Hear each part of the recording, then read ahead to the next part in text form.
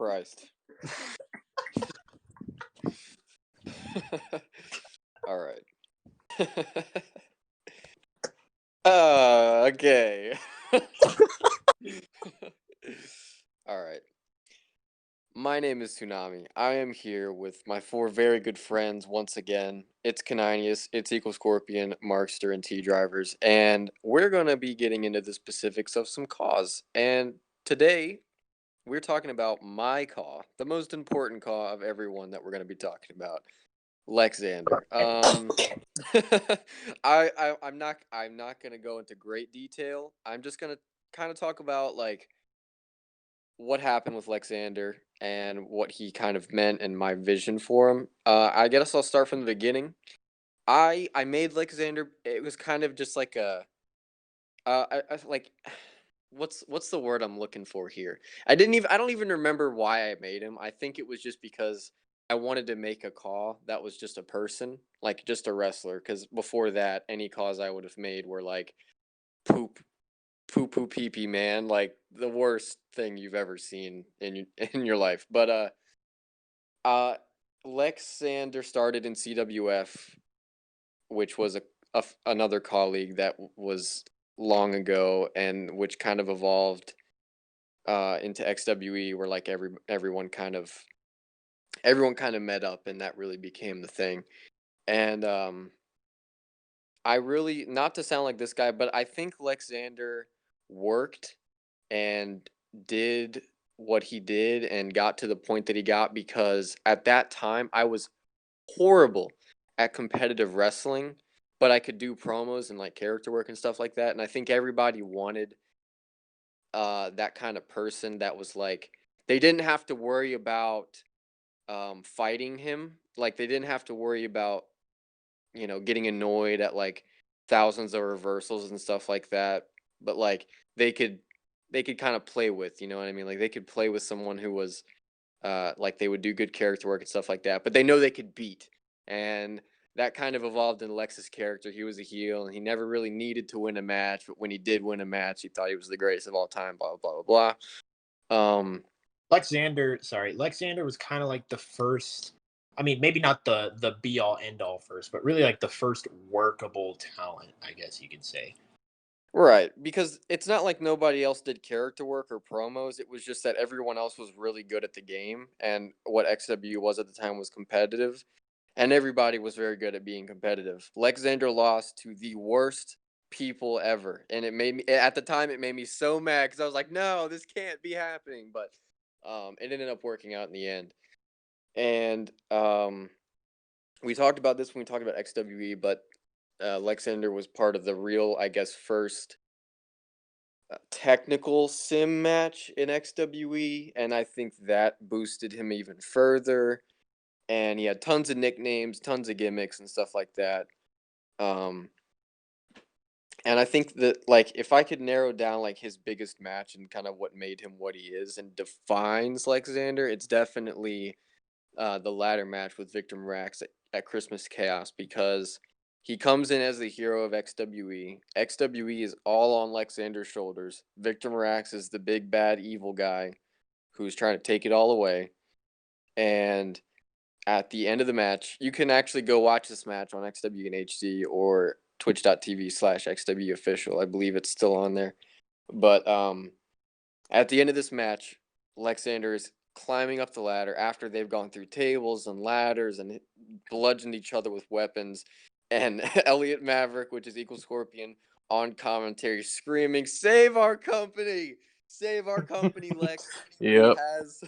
He he has the briefcase in his grasp, and then he slowly walks down the ladder and lets Victimrax win. That, to me, is what Lex Xander was all about, especially at that time. But he was a liar. He lied to you straight to your face, and he claimed to be immortal. And I'll jump almost all the way to the end of Lex Xander, where I would still use him when ESC was around, but I had no direction with him because I felt like I had already done everything I kind of could, but I felt like I had to keep using him because he had this immortal gimmick, and I was like, well, I can't just like, not use him when I'm around.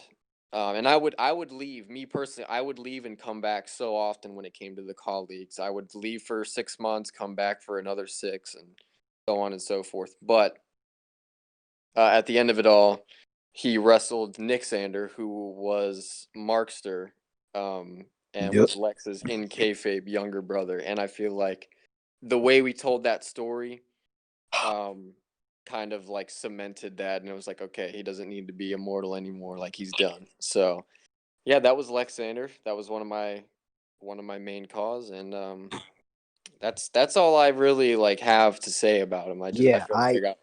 wanted to jump in at the end there. Yeah, I did not expect the whole Nick Xander Lex Xander thing to pan out as great as it did, especially the match. I did not think the match, especially being this normal ladder match, is going to be all of that, but it turned out to be a fucking banger, and I'm so happy it was. It was great. It did really well. I'm happy about that. Oh yeah, I Uh, think. sorry. For Lex, I just remember Lex Xander's last XWE match in XWE proper was against me. You fought me, and I was playing as AK-47.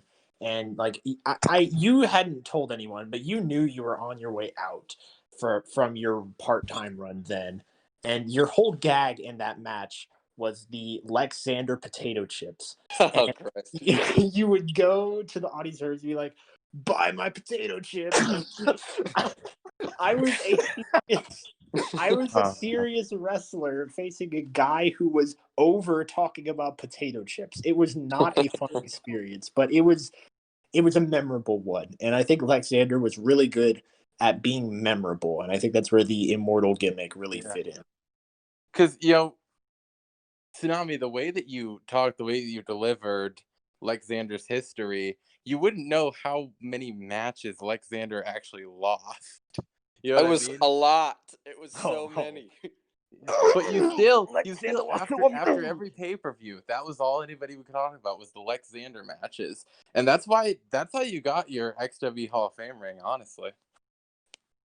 I did win one match though. I did beat, amongst others, I beat Tristan Knight in an elimination chamber match for the XW Championship, and I think that was probably that's got to be like my Man, second favorite moment. But while it's still fresh in my mind, I think when we talked about Nick Xander, and that story, I want to bring up the LXTP because I feel like that was a huge part that sometimes gets lost in the shuffle. The LXTP, which is the the Lex Xander training program, um, that kind of started a little bit of a new jump in XWE where everyone kind of was really bringing their A game, especially when it came to sim stuff. was But that 2K15? that was Like the 2K15. Xbox 360 one, Yeah, yeah, not yeah. That was the last gen at the time, yeah. the last gen 2K15. But Shudder.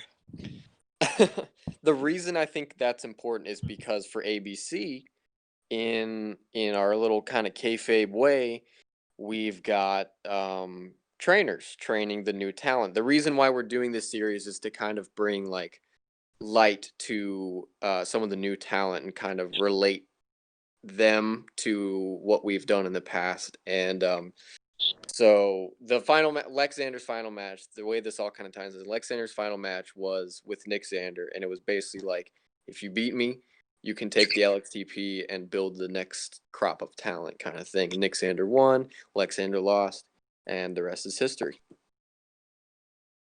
Well, we are just about out of time. If anyone has any closing thoughts on Sir Lex Xander. I think the ultimate question, Go ahead. where is Lex Xander now? he's That's a gone. good question. I'm gonna do what you could never do with Tristan Knight, and that is keep him gone. Oh, fuck Oh, you. God. Fuck you for that. Fuck you. Actually, fuck you. Laughs in Nero sin. All right, good night, everybody. Fuck you. Listen, I I'll bought keep him retiring back me, once. okay? What?